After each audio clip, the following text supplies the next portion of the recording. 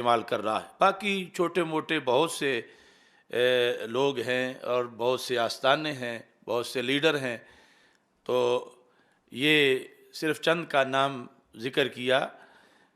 اصل مسئلہ سمجھنا لازم ہے کہ یہ کب سے آ رہا ہے تلازم، اور کس کس نے بیان کیا ہے، اور اس بیان کو ہمارے لیے لازم ہے کہ ہم محفوظ رکھیں قرآن و سنت کی روشنی میں۔ یہ جتنے مخالفین ہیں یہ تو عارضی ہیں، نظریہ ہمیشہ سے ہے اور انشاءاللہ ہمیشہ رہے گا۔ یہ سارے اپنے اپنی پھکی بیچ کے خود غبار ہو جائیں گے، لیکن نظریے کا جھنڈا انشاءاللہ پھر بھی لہراتا رہے گا۔ لفظ تلازم کے لحاظ سے یہ چیز ذہن میں رکھنی چاہیے، دستور العلماء کے اندر اس کی یہ تعریف کی گئی لزوم کی، کہ فلاں کو فلاں چیز لازم ہے، یہ ان میں لزوم پایا جاتا ہے۔ لزوم کیا ہوتا ہے؟ تو انہوں نے لکھا کون احد الشیئین بحیث لا یتصور وجودہ بدون الآخر۔ کون احد الشیئین، دو اشیاء میں سے ایک کا ایسے ہونا، ہر ایک کا، بحیث لا یتصور وجودہ بدون الآخر، کہ ان میں سے ایک کے وجود کا تصور ہی دوسری شے کے تصور کے بغیر نہ ہو سکے، تو پھر ان میں لزوم ہوگا، پھر ان میں تلازم ہوگا۔ دو چیزیں اس طرح ہوں کہ ان میں سے ایک چیز کے وجود کا تصور ہی دوسری چیز کے وجود کے تصور کے بغیر نہ ہو سکے، تو پھر یہ کہا جائے گا کہ ان دونوں چیزوں میں تلازم جو ہے وہ موجود ہے۔ یہ پھر آگے علیحدہ بحث ہے کہ کبھی جو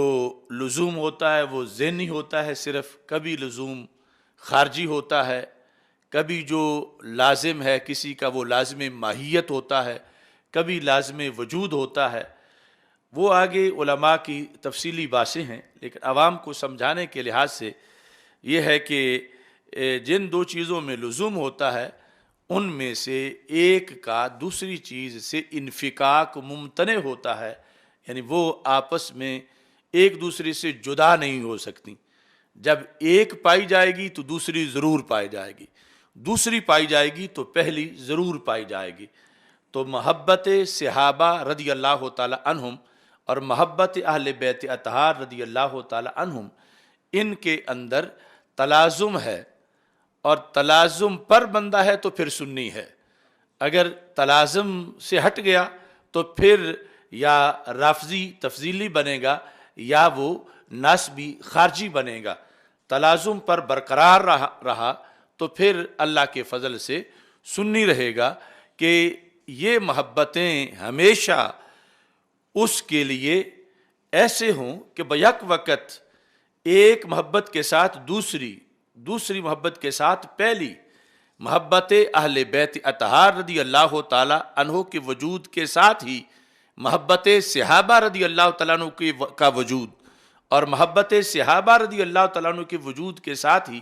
محبت اہل بیت رضی اللہ تعالیٰ عنہ کا وجود، یعنی پایا جانا سینے کے اندر۔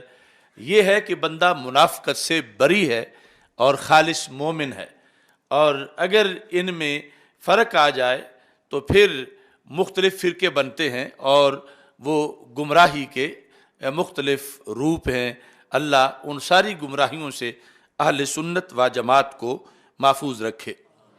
ان دو محبتوں کو اصل میں ذات مصطفیٰ صلی اللہ علیہ وسلم نے یکجا کر دیا ہے، یعنی ان کا جو لزوم ہے وہ ایک تیسری ذات کی بنیاد پر ہے، کہ اس ذات کی محبت اصل میں ایمان ہے، اور پھر وہ ذات مصطفیٰ صلی اللہ علیہ وسلم کی محبت کا تقاضا پورا تب ہو سکتا ہے کہ آپ کی ہر نسبت کی محبت ہو، اور ہر نسبت کا ادب اور احترام ہو، اور پھر جس قدر جو بڑی نسبت والی چیزیں ہیں ان کے لحاظ سے ایمان ہو۔ تو رسول پاک صلی اللہ علیہ وسلم کی ذات پر ایمان کے لیے یہ لازم ہے کہ یہ دونوں محبتیں بندے کے سینے میں ہوں۔ اگر ان محبتوں میں سے کسی ایک کی نفی ہوتی ہے تو معاذ اللہ یہ لازم آئے گا کہ اس بندے کا ذات رسول صلی اللہ علیہ وسلم پر ایمان نہیں۔ اس لیے میں نے جو آیت کریمہ پڑھی ہے محمد الرسول اللہ صلی اللہ علیہ وسلم، تو اس کے اندر ہی یہ تلازم موجود ہے کہ رسول پاک صلی اللہ علیہ وسلم کی ذات کا جو عشق ہے، یعنی وہ بندہ عاشق رسول صلی اللہ علیہ وسلم کہلا سکتا ہے جو صحابہ کرام رضی اللہ تعالی عنہم کا بھی عاشق ہو اور اہل بیت اطہار رضی اللہ تعالیٰ عنہ کا بھی عاشق ہو۔ اگر ان میں سے کسی جہت میں بھی وہ ناقص ہے تو پھر وہ عاشق رسول صلی اللہ علیہ وسلم نہیں ہو سکتا۔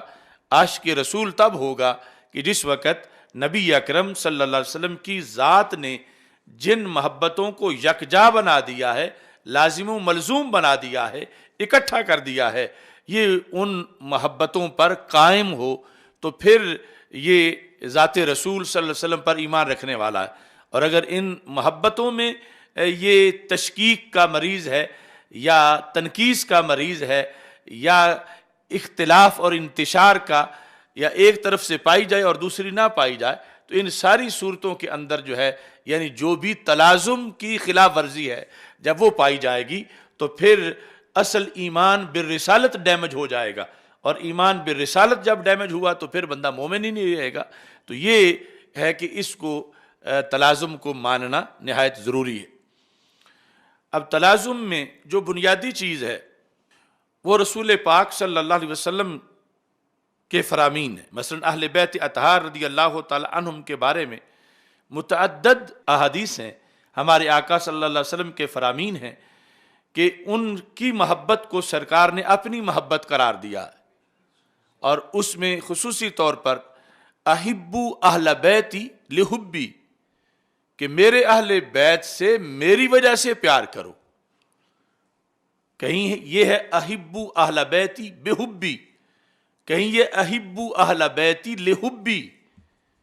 اور پھر یہ فمن احبہم فبحبی احبہم، اللہم انی احبہما فاحبہما، حسنین کریمین کے لیے فرمایا۔ اس طرح رسول پاک صلی اللہ علیہ وسلم نے ان کی محبت کو اپنی محبت قرار دیا، اور اپنی وجہ سے کہ ان سے پیار کرو مگر میری وجہ سے۔ تو اس بنیاد پر رسول پاک صلی اللہ علیہ وسلم نے یہ جو محبت اہل بیت رضی اللہ تعالی عنہم ہے، اپنی ذات کو اس محبت کا سبب بنایا کہ ان سے تم نے میری وجہ سے پیار کرنا ہے، مجھے ماننا ہے تو میری وجہ سے تم نے انہیں ماننا ہے۔ اور ساتھ ہی صحابہ کرام رضی اللہ تعالی عنہم کے لحاظ سے بھی بہت سی احادیث ہیں، بالخصوص یہ جامع ترمذی سے ایک حدیث جو ہے وہ پیش کر رہا ہوں جلد نمبر 4 سے، جس میں باب ہے فی من سب اصحاب النبی صلی اللہ علیہ وسلم، حدیث نمبر ہے 3862۔ اس میں رسول پاک صلی اللہ علیہ وسلم کا فرمان ہے اللہ اللہ فی اصحابی، میرے صحابہ کے بارے میں اللہ سے ڈرتے رہنا، اور ساتھ فرمایا لا تتخذوہم غرضا بعدی، انہیں میرے بعد نشانہ نہ بنا لینا۔ یعنی جب بھی یہ تذکرہ ہوا مستقبل کا اور کچھ لوگوں کی زبان درازیوں کا، تو سرکار چونکہ آخری نبی ہیں، اور یہ بھی خطبات ختم نبوت سے ہے کہ جن شخصیات کے بارے میں کچھ کمینوں کی طرف سے گالیاں آنی تھیں، تو ان کے لحاظ سے سرکار نے اسی لفظ سے پھر روکا بھی ہے، اور فرمایا کہ انہیں نشانہ نہ بنانا، کہ کچھ لوگ انہیں در والا قرار دے کے اور معمولی قرار دے کے سمجھیں گے کہ اگر یہاں کچھ کر بھی لیں کہہ بھی لیں تو کوئی بات نہیں۔ تو میرے آقا صلی اللہ علیہ وسلم نے اس لیے زیادہ پھر یہاں یہ اہتمام بھی کیا، فرمایا لا تتخذوہم غرضا بعدی، انہیں میرے بعد نشانہ نہ بنانا۔ کیوں؟ فمن احبہم فبحبی احبہم، کہ جس نے ان سے، اب پیچھے صحابہ رضی اللہ تعالیٰ عنہ کا ذکر، اصحابی، جس نے ان سے محبت کی اس نے میری وجہ سے ان سے محبت کی۔ ومن ابغضهم